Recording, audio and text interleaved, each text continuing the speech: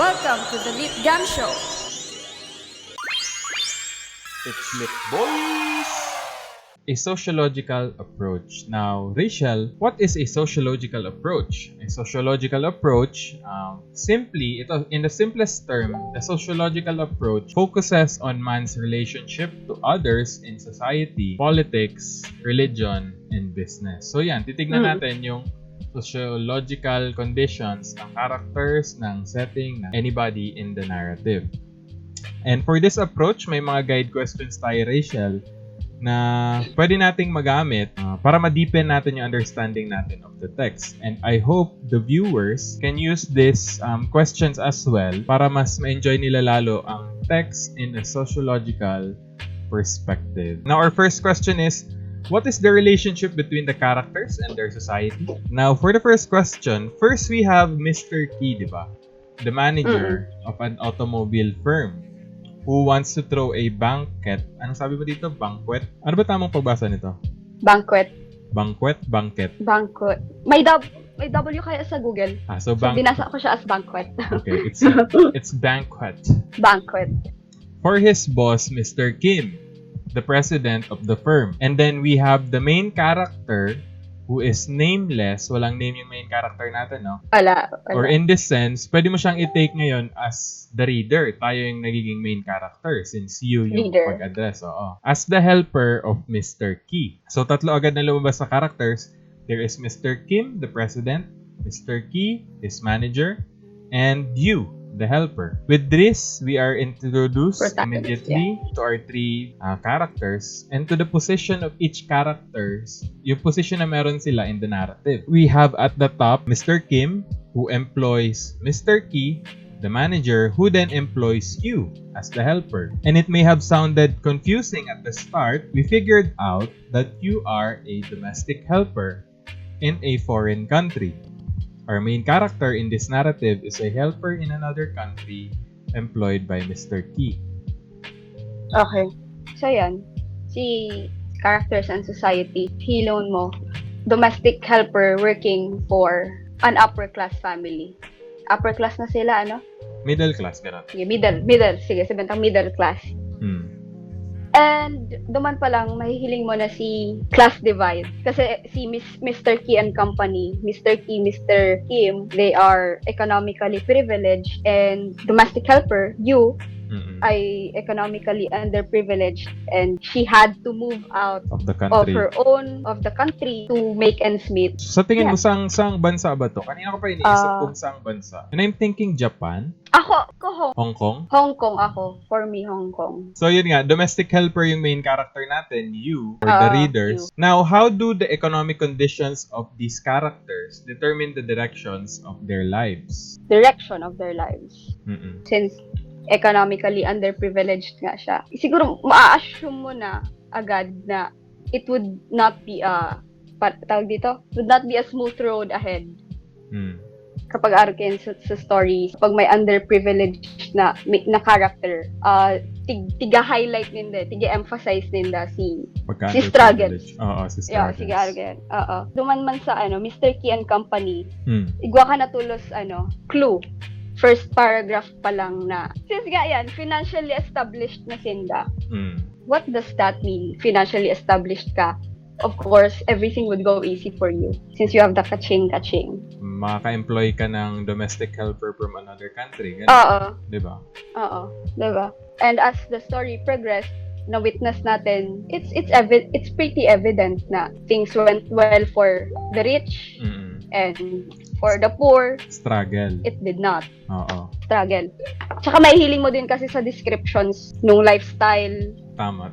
Or nung protagonist, diba? So sabi ko dito sa aking notes, it is immediately made clear that there is a stark difference in the economic conditions of our characters, diba?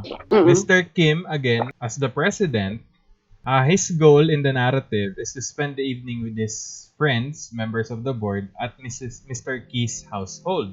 Now, being the boss, the one with the superior economic conditions in the narrative, he has the power and influence towards Mr. Kee.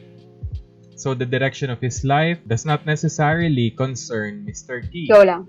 Hindi siya concerned actually kay Mr. Kee. It could be a regular night for him. And the resulting yun ng kanyang power and influence toward Mr. Kee. Now, Mr. Kee, on the other hand, to get to the good side of Mr. Kim, medyo sucking up pa rin siya, di ba? To get to the good side of his employer, invited Mr. Kim over for a night of dinner and cocktail. The focus of the life then of Mr. Kee, the manager, is towards achieving his desired promotion by getting the good side of his boss. So for Mr. Kee, ang goal niya to get the promotion. So we can say that Mr. Kee then is highly influenced by Mr. Kim, the president, on the direction of his life. That night could make or break his career. Ibig sabihin, although si Mr. Kim can do away with Mr. Kee's presence, Mr. Kee needs to have Mr. Kim over for dinner para ma-promote siya. And lastly, yung third character, the domestic helper, you, us, the readers, although you are not concerned with the affair of promotion, wala ka namang pake kung ma-promote or hindi. Being employed by Mr. Kee, you are immediately burdened and influenced towards the same direction as Mr. Kee. So dahil employed ka ni Mr. Kee, kung anong kagustuhan ni Mr. Kee gawin for that night, gagawin mo na rin. Even to an extent of shouldering the gravity or the responsibility of preparing a meal na hindi mo alam. Nag-request pa nga ng French cuisine na kailangan mong pang pag-aralan. Now, the main character, us, the reader, we are left without objections or choice but to follow. And clearly nga, napag-usapan na natin yung economic condition ng main character, us, the reader. Your situation, more importantly, resulted from your economic condition in the Philippines that you are trying to get away from by going abroad to work, where although work is more taxing, being away from your family and such, pay is better. Mas maganda yung work abroad, no? Either you were not able to find a job in the Philippines or you were not able to find a job that supports you and your family. That's why you are working abroad. So, kitang-kita talaga dun yung economic conditions ng tatlong characters. Mr. Kim, Mr. Kee, and us, the readers, the domestic helper. And ano pa, if I may butt in, breadwinner din yung protagonist, diba? Oo. She's the eldest. Oo. She did not finish high school. Grabe natuloy si Bird. Economically underprivileged ka na nga.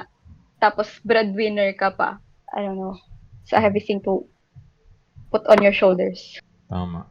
And I think result talaga siya rin ng like economic conditions dito sa Philippines. Pati na rin yung social expectations, I think. True. Na kapag panganay ka, ikaw yung responsible. Put your family first. Aral ka yan. Send your brothers and sisters to school. Oo. Kamaataman sa parents mo. Ikaw mag-aalaga. Ganun. So even if it caretaker ka na kang family. Aral ka yan. Oo. And dito nga yung main character, caretaker na nga siya ng family niya. Caretaker pa siya ng ibang family. Kaya pa siya ng true. Abroad. Tuloy, can this narrative, the narrative of the protagonist, can this be seen as a symbolic representation of a larger class struggle? Meaning, ito bang small world na to sa story, yung world ng Niu, ng domestic helper, can this be a symbolic representation of a larger macrocosm?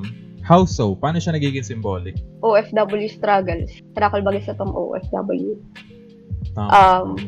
They have to, since like hindi sa Pilipinas, dahil mo man kaya masabi na grabe ang employment opportunity. Kadakol sa to fresh graduates, kadakol sa to middle age na nasa unemployment, to move out of the country to find job opportunities. And